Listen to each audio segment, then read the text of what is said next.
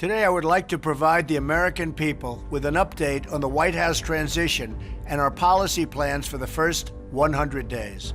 Our transition team is working very smoothly, efficiently, and effectively. Truly great and talented men and women, patriots indeed, are being brought in, and many will soon be a part of our government, helping us to make America great again.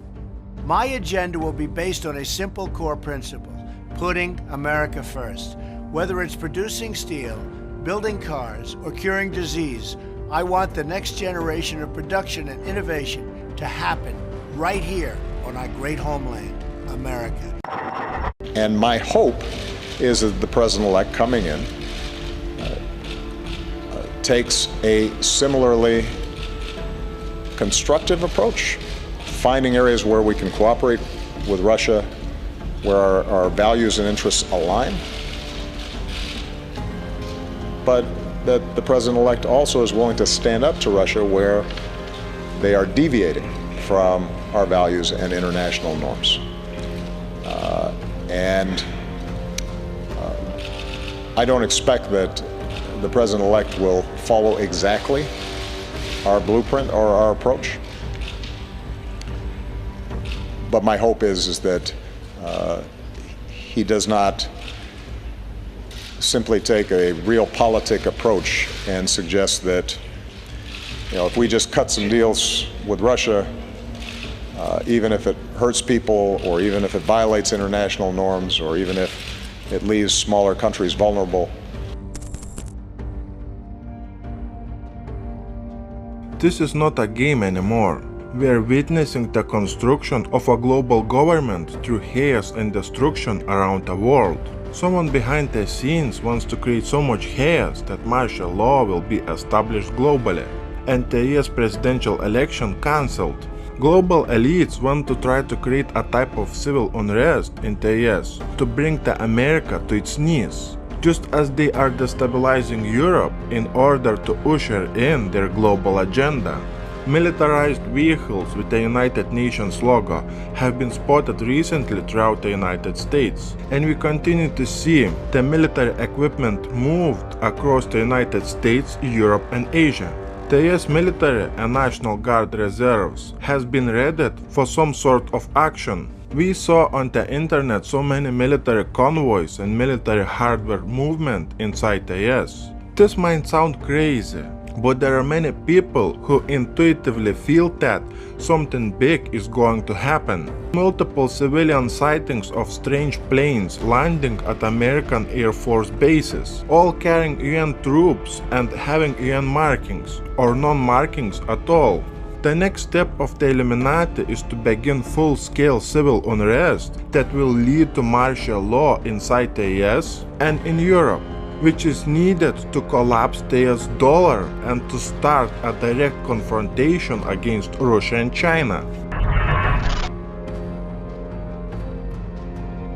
Chemical and biological operations are suspended at Fema's Center for Domestic Preparedness in Anniston, following the report we told you about on Friday that thousands of first responders were exposed to potentially fatal levels of ricin. Melanie Posey has the latest.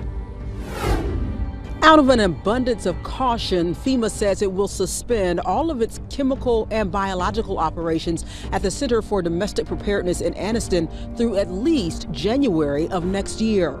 This is due to the ongoing investigation into how the CDP ended up with shipments of a more toxic form of ricin than it thought it had received. Officials say the discrepancy was discovered in November of this year. However, it appears the more toxic form has been used since 2011. In that time, it's believed over 9,500 first responders from around the country may have been exposed to the ricin. First responders here in the Birmingham area who have attended classes at the CDP say this situation does not change their outlook on the professionalism or the safety of the center. The unclassified information about the drill was causing widespread alarm nationwide, with many analysts suggesting that it may be some sort of exercise practicing to impose martial law on American citizens who fed up with an out-of-control federal government. Local people had uncovered the information regarding the American and foreign troops training in Wyoming not far from the Colorado border. Those troops were training for urban warfare within the United States. The people who saw this training with their own eyes said that urban warfare is being currently practiced against the American people in a mock town in Wyoming at a military base. People who saw the training, they saw the use of armored vehicles, 50 caliber weapons, and non-combat troops that are being cross-trained for urban warfare. Since Trump is taking over the US presidential office very soon, will they take action to stop him? During the Fema and DHS exercises, special forces from various branches of the military will work with the local law enforcement in scenarios which are aimed at fighting against American civilians and states during a civil war or large-scale unrest. The federal government issued a response dismissing the concerns and saying that the training is to help the US forces to prepare for overseas missions. But not everyone is buying into that statement.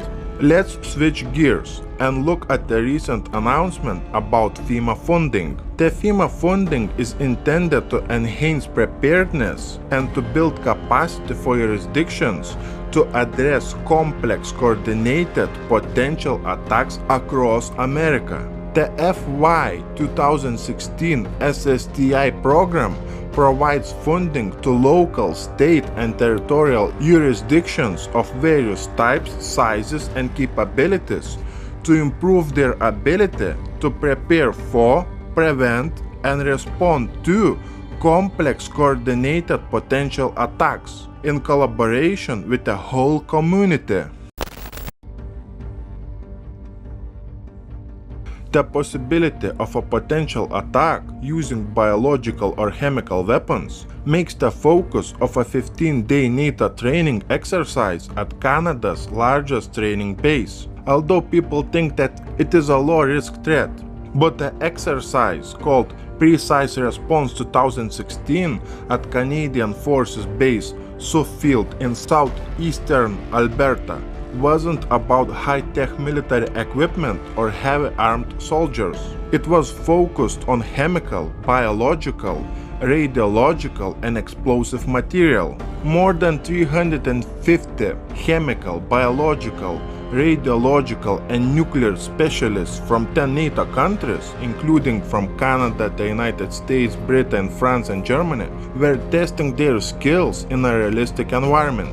Nearly all of the participants were wearing some sort of biohazard suit during 3 simultaneous exercises set in the imaginary country of Kazakhstan.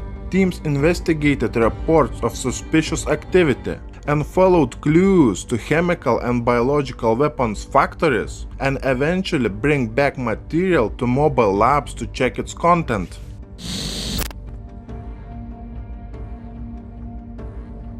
Following the United States announcement for support, a set of principles that gives a green light for UN, United Nations military troops may soon officially be on the streets of the United States of America. Peacekeeping troops and police to use force to protect American citizens in armed conflicts. What armed conflicts are they talking about?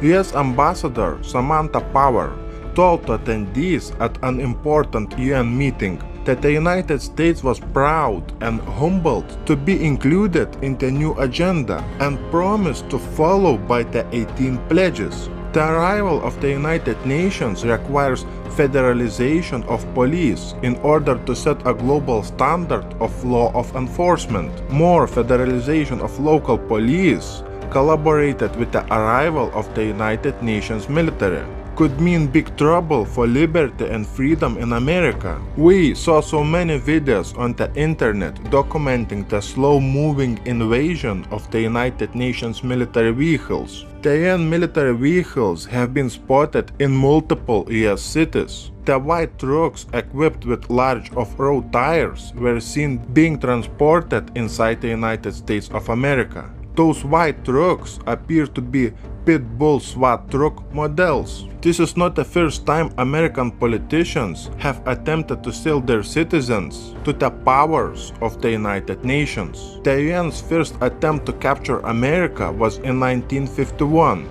under a top-secret program titled Operation Aggressor.